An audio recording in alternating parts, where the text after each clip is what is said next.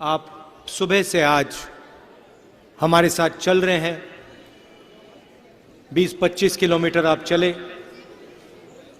आपने अपनी शक्ति, अपना प्यार इस यात्रा को दिया।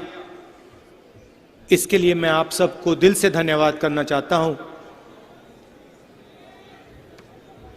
शुरुआत हमने कन्याकुमारी में की। आज किसी ने मुझे माइलस्टोन दिखाया कि 450 किलोमीटर हम श्रीनगर से दूर हैं। 3000 किलोमीटर से ज्यादा यात्री चले हैं।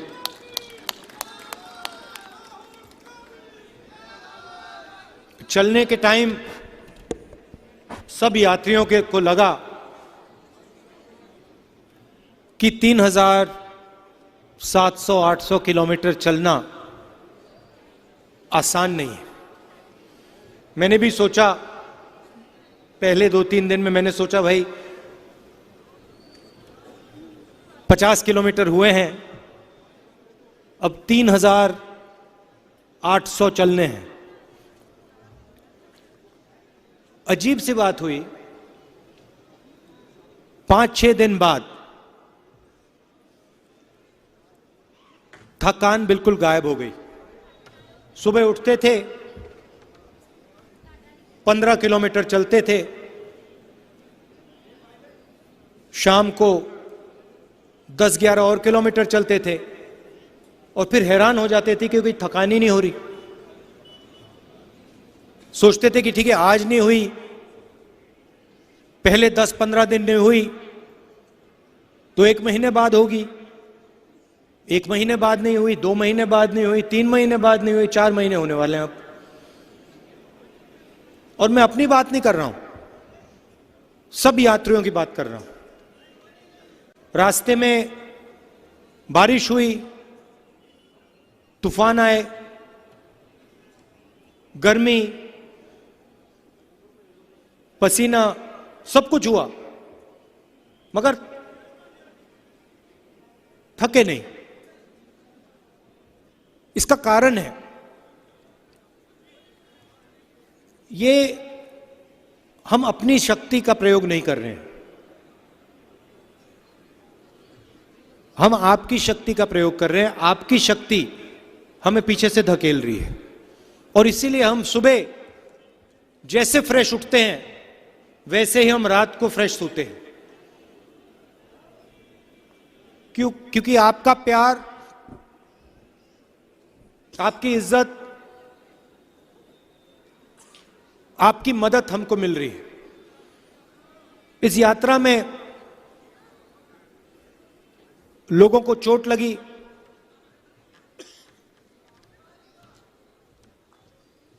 हमने बताया नहीं, मगर 5-6 लोग शहीद हुए हैं चलते हुए, शहीद हुए हैं।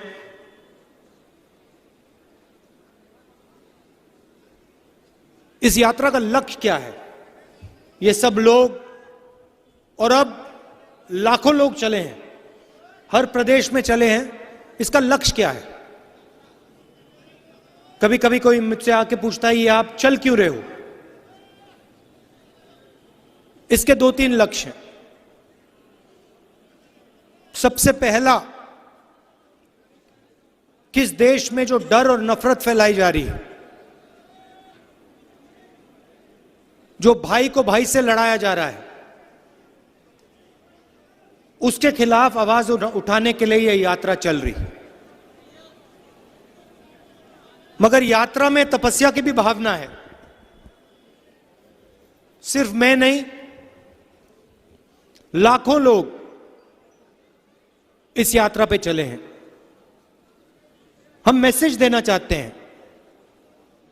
हिंदुस्तान के देखो, सरकार लाइट एक के बाद एक बंद करती जा रही है। अभी देखो ये भी बंद हो जाएंगी,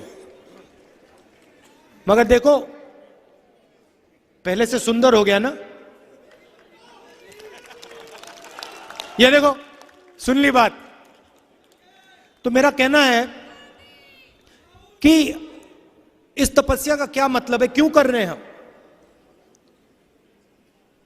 हम 3000 किलोमीटर चले हैं, कोई बड़ी बात नहीं है, कोई बड़ी बात नहीं है। हमें रास्ते पे खाना मिला, सबकी मदद मिली,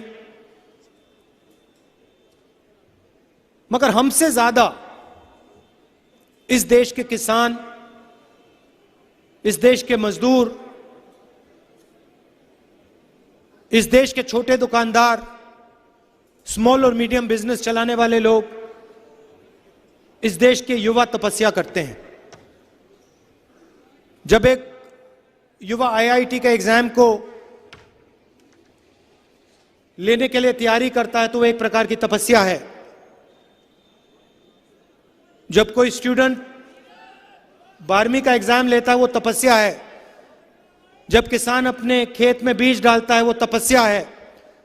जब मजदूर इमारत को खड़ा करता है वो तपस्या है। और हमारा मैसेज ये है कि इस देश में तपस्वियों से चोरी की जा रही है। जो तपस्या कर रहा है इस देश में उसे तपस्या का फल नहीं मिल रहा है, और जो तपस्या नहीं कर रहा है उसको पूरा का पूरा फायदा मिल रहा है। किसान का कर्जा माफ नहीं किया जाएगा, मगर हिंदुस्तान के 2-3 सबसे बड़े अरबपतियों का 1 सेकंड में लाखों करोड़ रुपए कर्जा माफ किया जाएगा। तपस्वियों पे आक्रमण हो रहा है। पंजाब के किसानों ने जब वो सड़क पे खड़े हुए, 1 साल घर नहीं गए, उन्होंने तपस्या की थी। 700 लोग शहीद हुए, उनको मैं तपस्वी मानता हूं। और जब मैंने पार्लियामेंट हाउस में यह सवाल उठाया, मैंने कहा कि देखिए 700 किसान शहीद हुए हैं, मैं 2 मिनट मैं चाहता हूं कि पार्लियामेंट हाउस 2 मिनट उनकी याद में मौन रखे। सरकार ने कहा नहीं, कोई मौन नहीं रखेगा, कोई शहीद नहीं हुआ। वो किसान क्यों खड़े थे? वो अपनी तपस्या का फल मांग रहे थे। वो अपने खून और अपने पसीने का फल मांग रहे थे। 1 साल बाद प्रधानमंत्री जी कहते हैं कि हां गलती हो गई। 1 साल बाद देश के प्रधानमंत्री ने किसानों से 1 मिनट बात नहीं की। मैं आपको गारंटी देके कहता हूं,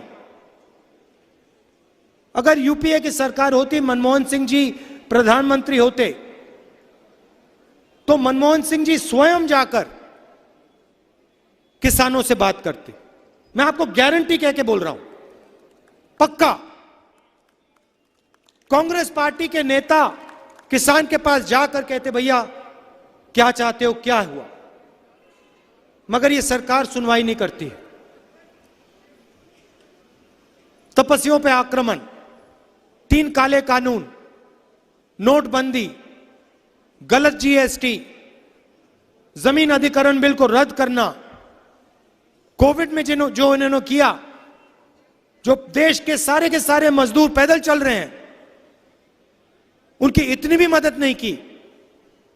यह तपस्या पर आक्रमण है, और यह देश तपस्वियों का देश है।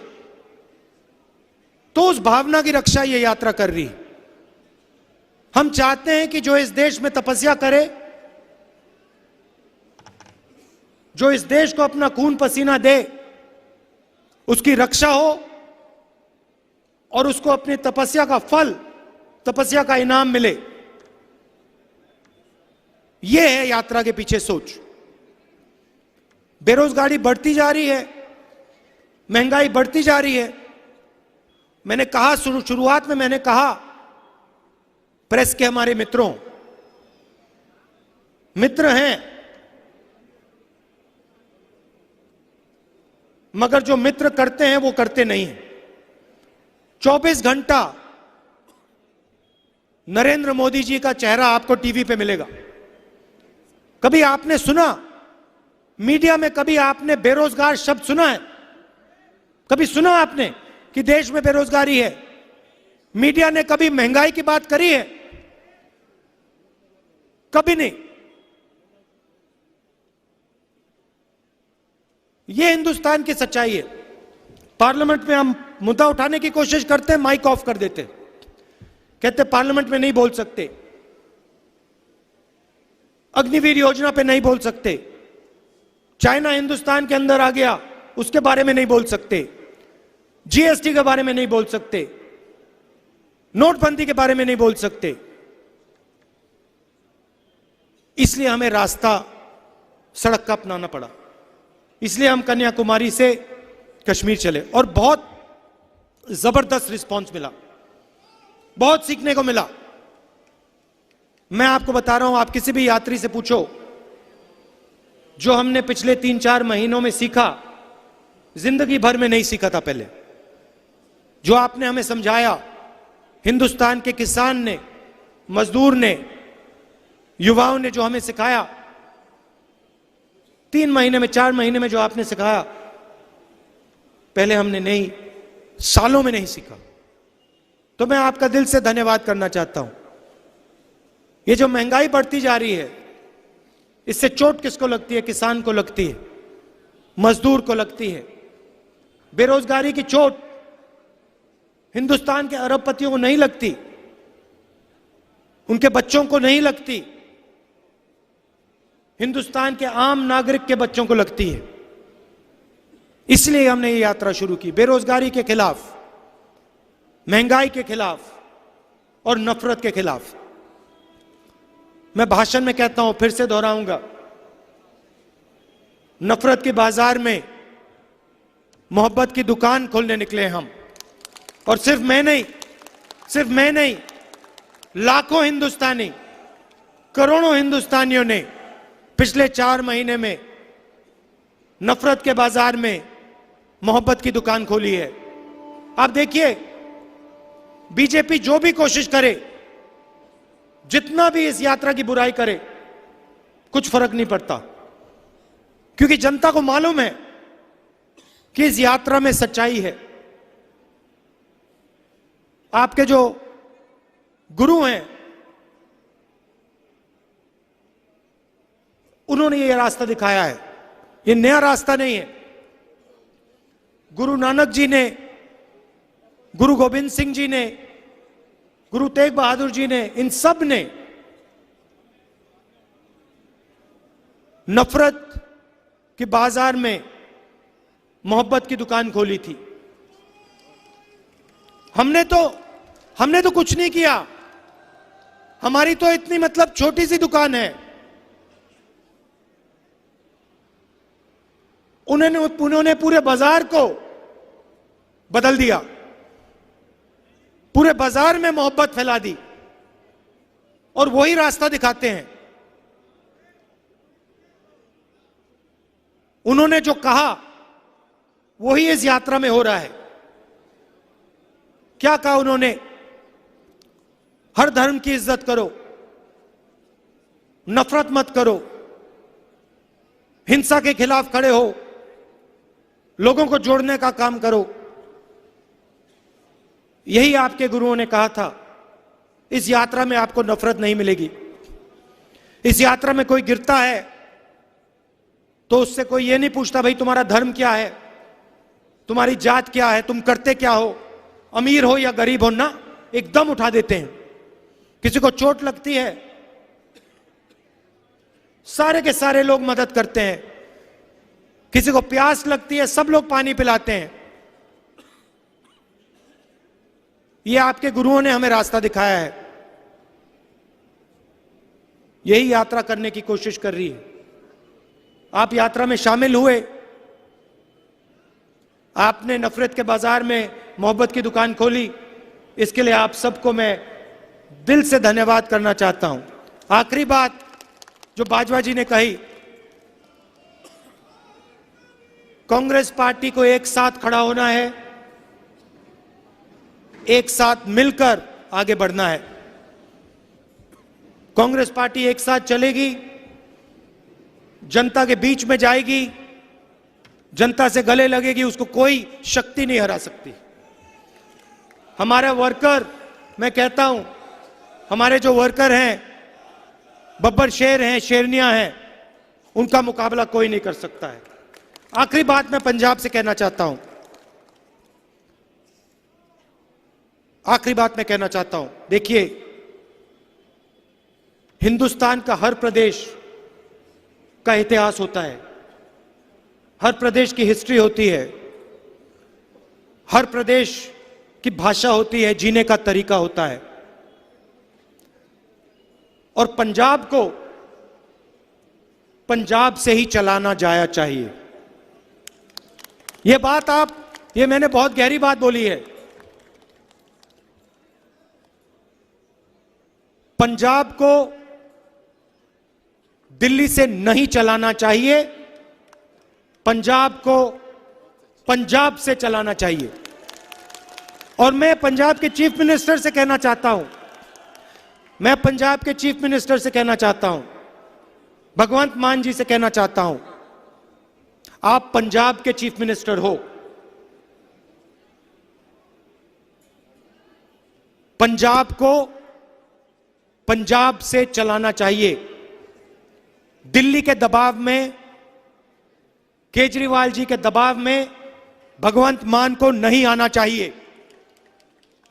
यह पंजाब का इतिहास है, पंजाब की हिस्ट्री है और पंजाब की इज्जत की बात है। आपको इंडिपेंडेंटली यहां पे काम करना चाहिए। आपके किसानों, मजदूरों की बात, दिल की बात सुनकर पंजाब के चीफ मिनिस्टर का काम करना चाहिए। किसी का रिमोट कंट्रोल नहीं बनना चाहिए।